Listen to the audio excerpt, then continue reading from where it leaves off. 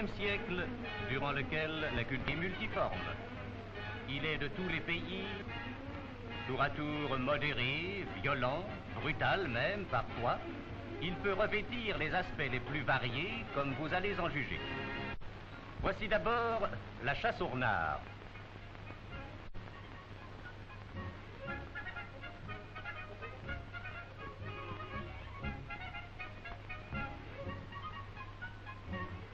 À travers futaies et clairières, cavaliers et amazones vont s'élancer à la poursuite d'un adversaire subtil entre tous. Après le rassemblement des chasseurs, celui des chiens, hors de leur chenil.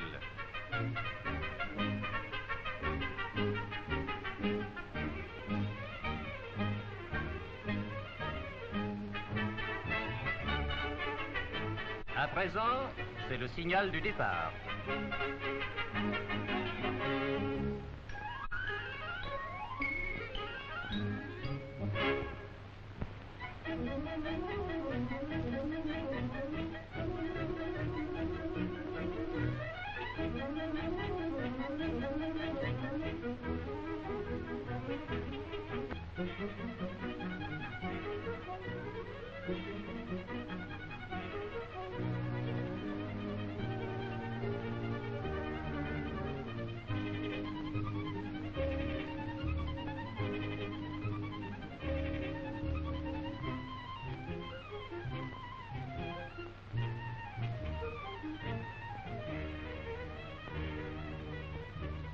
Les chiens donnent de la voix.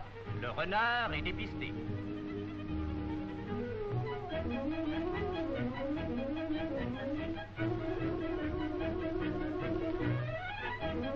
Et le voici qui s'élance pour échapper à ses adversaires.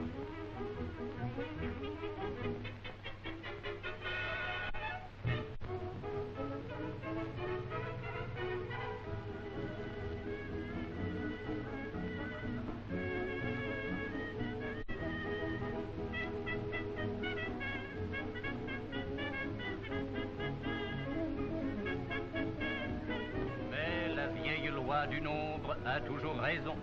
Et l'histoire du gracieux renard, poursuivi par 20 gros méchants chiens, est presque un symbole.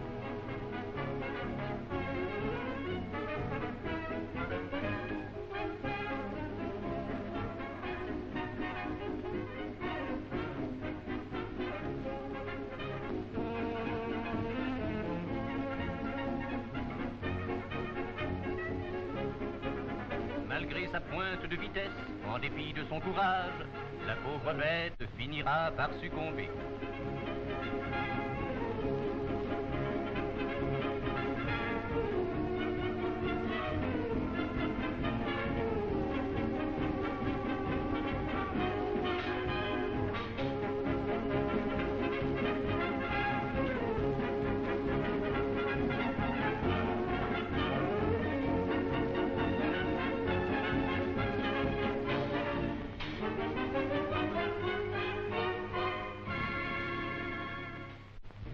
Après la chasse, la pêche.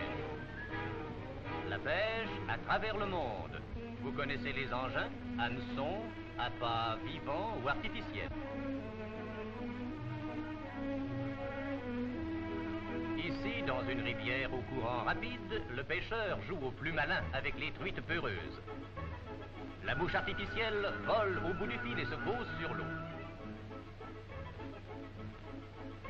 Une résistance courageuse, mais inutile.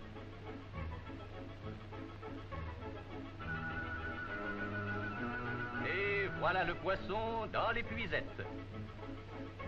Et de l'épuisette dans sa prison d'osier.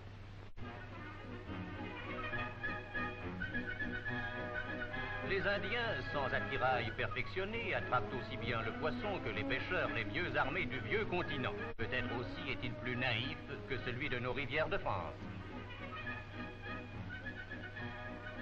Les cours d'eau deviennent rivières, les rivières se transforment en fleuves, enfin les fleuves se jettent dans la mer.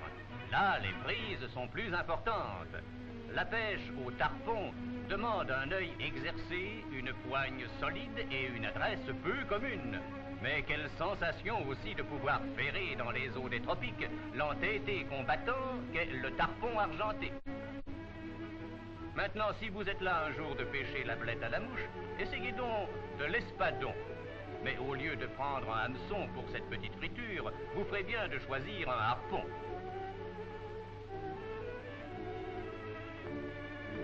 Regardez ce curieux escrimeur, on le dirait prêt à engager le fer pour un duel à l'épée.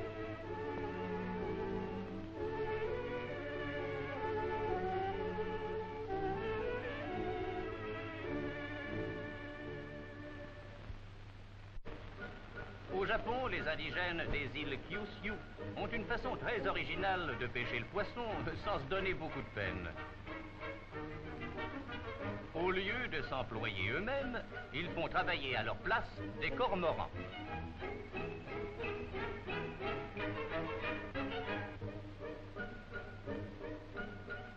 À la lueur de torches, la nuit, ils envoient leurs volatiles barboter dans les eaux.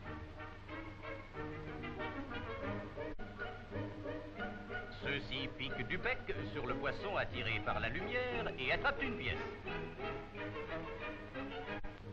Mais comme le cormoran, retenu par une ficelle, a le cou enserré dans un anneau qui l'empêche d'avaler sa prise, c'est le pêcheur qui s'approprie le poisson.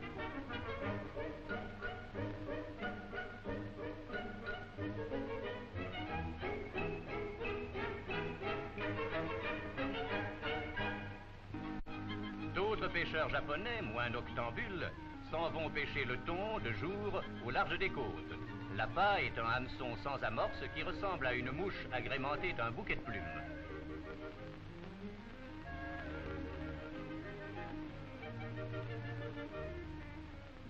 Pour encourager le thon à mordre, on lui jette du menu fretin et les gros poissons se précipitent en rang serré sur cette manne qu'on leur prodigue en avalant à tort et à travers.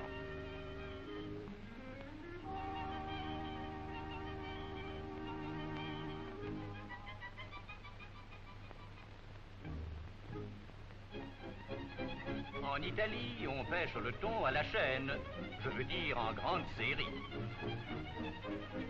On jette d'énormes filets dans les bas-fonds et quand on les relève, il y a presque plus de thon que d'eau.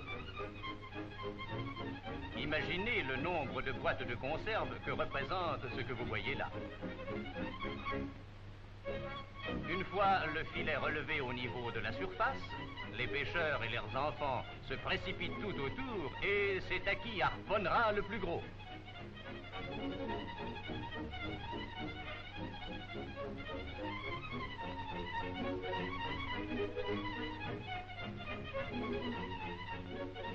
Passons enfin en Californie.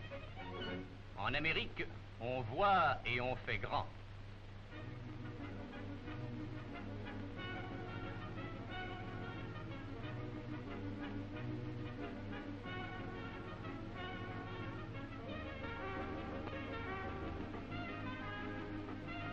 De la pêche, passons au football et allons faire un petit tour dans les coulisses du rugby américain. Vous connaissez tous, tout au moins de réputation, le rugby américain. C'est un mélange de boxe, de pancrace et de jiu-jitsu, comme vos formations et l'entraînement d'une équipe de ce genre. Tout d'abord, les moniteurs de club, pour assouplir les muscles de leurs poulains, les astreignent à un régime sévère de culture physique.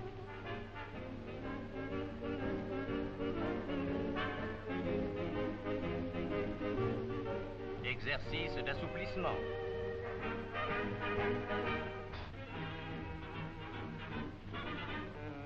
Mouvement respiratoire. Torsion des muscles. Cure d'amaigrissement.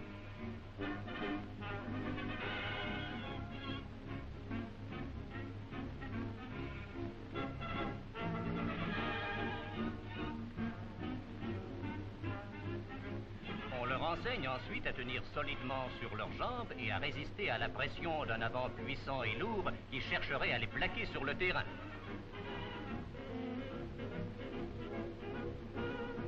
Le jeu de saute-mouton, qui pourrait paraître puéril, donne aux joueurs de l'élasticité et de la souplesse.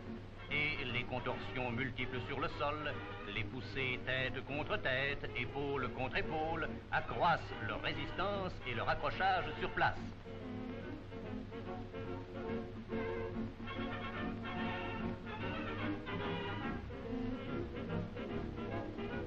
Des appareils bizarres inventés par les moniteurs leur apprennent à percer une ligne adverse et, l'obstacle étant franchi, à éviter par des crochets multiples les poursuivants dont la vitesse serait sensiblement supérieure à la leur.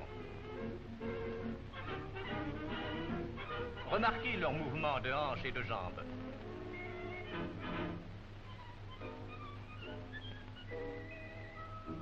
Le jeu des mains avec le ballon est d'une importance capitale puisque le résultat de la partie dépend du nombre d'essais et de buts marqués par chacune des deux équipes. Il faut donc non seulement s'exercer à tenir solidement contre soi la balle et ne pas la laisser échapper en cas de percée dans les lignes, mais encore savoir résister contre toutes les forces d'obstruction qui s'opposent sous la forme de joueurs adverses à la pénétration dans leur camp, d'où l'intervention du Woolworth Building, lourd sac de sable suspendu que vous voyez ici.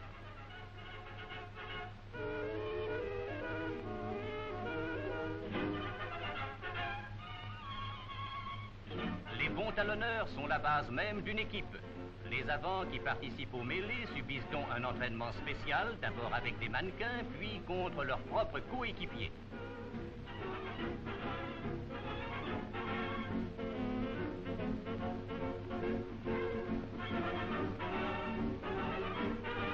L'entraînement musculaire individuel étant terminé, commence alors le travail d'équipe. Les moniteurs sélectionnent les joueurs. Après avoir marqué un essai, il s'agit de le transformer en but. Aussi apprend-on simultanément à plusieurs hommes à la fois à bien botter le ballon. Ici intervient une question non seulement de puissance, mais aussi de coup d'œil. Voyez au ralenti une phase d'une partie d'entraînement. Les joueurs ont l'air de danser un ballet aérien, et leurs mouvements, malgré l'effort musculaire, donnent pourtant une impression de grâce et de légèreté.